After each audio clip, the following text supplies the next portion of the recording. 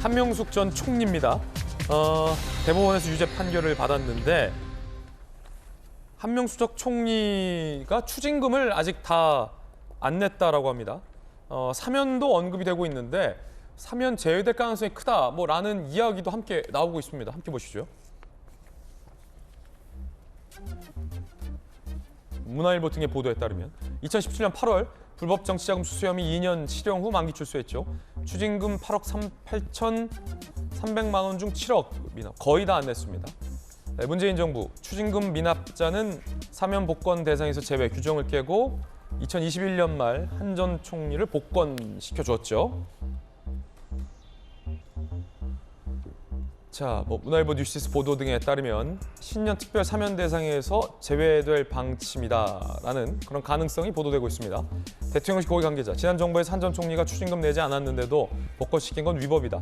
갚을 돈이 있는 사람은 어떻게 사면시키겠냐라는 전망도 나오고 있습니다. 아시다시피 한명숙 전 총리는 대법원에서 유죄 판결을 받고 만기 복역을 했는데도 아직도 잘못을 인정하지 않고 있습니다. 무죄를 한 겁니다. 들어보시죠.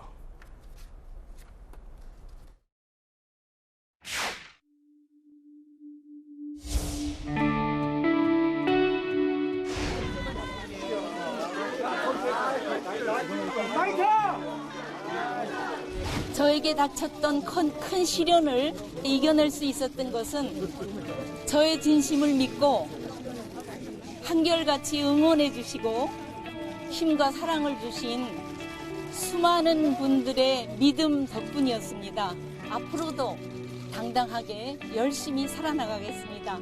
여러분 대단히 감사합니다. 고맙습니다. 감사합니다. 어떻게 보십니까? 사면해줘야 된다, 말아야 된다. 두 분 의견 들어보겠습니다. 먼저 전윤기 의원. 정부 입장에서는 당연히 사면하지 않을 생각인 것 같습니다. 왜냐하면 이것도 굉장히 정치적으로 보는데 얼마 전에 이명박 대통령이 추징금을 완납했다라는 보도가 나왔거든요. 그러니까 이명박 대통령은 일단 사면을 해야 되겠고, 일단 민주당 인사 같은 경우에는 김경수 지사도 본인이 원하지 않으니까 안 해주겠다라고 하는 입장이니까 결국에는 우리 사람들은 사면시켜주고 일단 민주당 사람들은 어떠한 이유를 들어서라도 나는 사면 안 해주겠다는 입장이 뚜렷해서 제가 사면을 해야 된다 말아야 된다 이런 얘기 하기가 조금 부끄러울 정도입니다. 예, 김연아 의원님.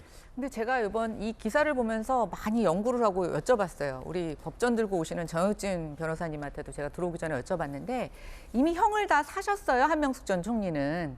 그런데 왜 사면이냐? 이 안 낸 추징금을 면제해달라는 겁니다, 이번 사면을 통해서. 그럼 추징금 안 내도 됩니까? 아니 근데 그런 일이 별로 없다고 하더라고요. 이건 정말 특별히 면제 사면을 해줘야 되는 건데 왜요? 저는 왜 해줘야 되는지 모르겠어요. 사면을 예를 왜 해줘야 들어서 되는지. 그 해줘야 되는 이유를 좀 얘기했으면 좋겠습니다. 경제적 상황이 너무 안 좋아서 내가 모은 재산을 팔고 자식들 재산까지 다 처분해도 난 도저히 낼 수 없는 금액이다. 이렇게 얘기를 하시든가. 근데 만약에 그러면 어느 순간 이게 기간 소요가 돼서 아마 소멸될 거라고 생각을 합니다. 근데 지금 그런 얘기를 하고 있지도 않고요. 설사 그렇다 치더라도 그럼 일반 국민들 중에서 범죄를 저질러서 추징금을 내야 되는 사람들 중에 돈이 없는 사람들은 국가가 사면해 줍니까? 좀 말이 안 되지 않습니까? 그럼에도 불구하고 원래 이 추징금을 내지 않으면 복권도 안 되게 되어 있는데 문재인 대통령께서 연말에 복권해 주셨잖아요. 그러면 그렇게 무리해서 할 거면 그때 문 대통령이 하셨어야죠. 본인은 안 하시면서 왜 다음 정권에게 이런 법을 어기고 굉장히 특별한 혜택을 줘야 되는데 그 혜택을 찾아볼 수 없는 이러한 곤란한 상황을 만들고 거기에 다른 사람들을 지금 사면 복권하는 것에 자꾸만 끼워 넣게 만들어서 혼란을 주고 있지 않습니까? 저는 정확하게 왜 사면해줘야 되는지, 왜 추징금을 사면해줘야 되는지 민주당에서 한명숙 전 총리가 규명해야 된다고 생각합니다. 그게 먼저입니다. 네. 정혁진 변호사님. 이게요, 그 개념을 말씀을 드리면 특별 사면은 뭐냐면요, 형의 집행을 면제해 주는 거예요. 그런데 한명숙 총리는 징역 다 사셨거든요. 그러니까 특별 사면의 대상이 아닌데 추징은 부가형이란 말이에요. 그래서 아마 한명숙 총리가 요구하는지 아니면 대통령실에서 미리 생각하는지 모르겠지만 그 지금 요구하는 거는 추징금 7억 원을 사면해달라, 면제해달라 그 이야기인 거고요. 복권은 뭐냐면은 형의 선고로 인해 가지고 상실되거나 그 정지된 자격을 회복시켜 주는 거거든요. 근데 작년에 이제 문 전 대통령이 복권을 시켜 드렸단 말이에요. 그런데 사면법 6조에 어떻게 되어 있냐면은 형의 집행이 종료되거나 면제가 되지 않으면 복권할 수 없다라고 되어 있어요. 그런데 부가형이긴 하지만 추징금이 완납이 되지 않음에도 불구하고 복권을 갖다 해줬다라고 하는 거는 제가 봤을 때 사면법상 좀 문제가 있는 것이 아닌가 일단 그런 생각이 들고, 그 다음에 제일 쉬운 방법은 뭐였냐면은 김연아 의원님 말씀하신 것처럼 작년에 문 대통령 이제 퇴임하시기 전에 뭐 퇴임은 이제 올 5월달에 하셨지만 어쨌든 작년 이맘때쯤에 했을 때 한명숙 전 총리에 대해서 추징금도 면제해주고 복권도 해주고 그러면 됐단 말이에요. 그런데 그때 안 해놓고 지금 와가지고 윤 대통령한테 압박을 갖다 가하는 것이 맞는가?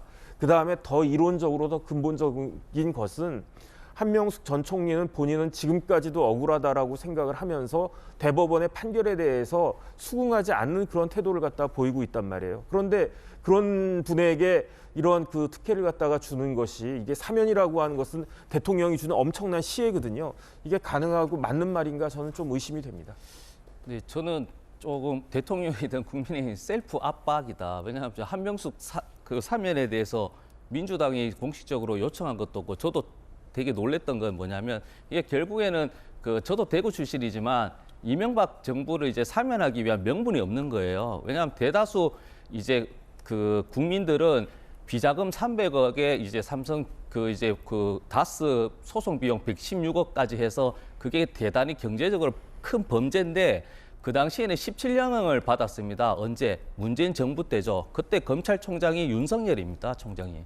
그러니까 본인이 수사해서 17년에서 300억 받고 58억 해놓고 나서 1년 반밖에 사시지 않았어요. 그 당시에도 뭐 언론에 나오면 800회 정도 변호사 접견에 정말 혜택을 많이 받았거든요. 그래서 대구에서도 민심을 들어보면 이명박 대통령의 사면에 찬성하지 않습니다, 대다수가. 그런데도 불구하고 이제 MB 시즌2, 특히 이제 윤석열 정부 입장에서는 MB 측근들이 도와줬기 때문에 이 부분을 간과할 수 없는 것이거든요. 그래서 계속 김경수 안 되니까 이제는 한명숙 사태까지 같이 넣어서 MB 대통령을 사면의 정당성을 확보하려는 그런 의도가 아닐까. 그래서 셀프 압박이라 저는 강하게 주장하는 바입니다. 서재현 전 부대변인의 개인적인 의견까지 들어봤습니다.